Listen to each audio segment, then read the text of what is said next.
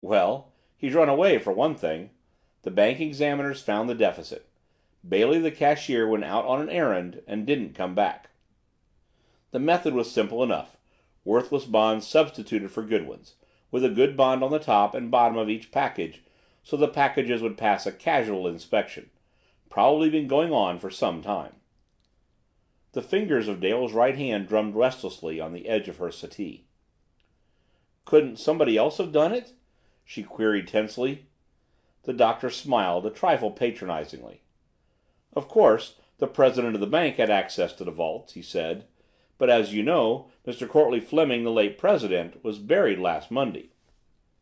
Miss Cornelia had seen her niece's face light up oddly at the beginning of the doctor's statement, to relapse into lassitude again at its conclusion. Bailey. Bailey. She was sure she remembered that name on Dale's lips. "Dale, dear, did you know this young Bailey?" she asked point blank.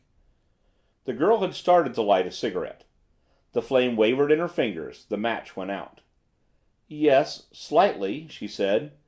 She bent to strike another match, averting her face. Miss Cornelia did not press her. "What with bank robberies and communism and the income tax," she said, turning the subject, "the only way to keep your money these days is to spend it." "Or not to have any, like myself," the doctor agreed. "It seems strange," Miss Cornelia went on, "living in Courtleigh Fleming's house. A month ago I'd never even heard of Mr. Fleming, though I suppose I should have, and now, why, I'm as interested in the failure of his bank as if I were a depositor." The doctor regarded the end of his cigarette. "As a matter of fact," he said pleasantly, "Dick Fleming had no right to rent you the property before the estate was settled. He must have done it the moment he received my telegram announcing his uncle's death." "Were you with him when he died?" "Yes, in Colorado. He had angina pectoris and took me with him for that reason. But with care he might have lived a considerable time. The trouble was that he wouldn't use ordinary care.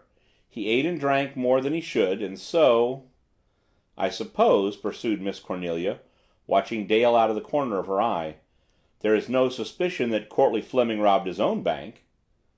"Well, if he did," said the doctor amicably, "I can testify that he didn't have the loot with him."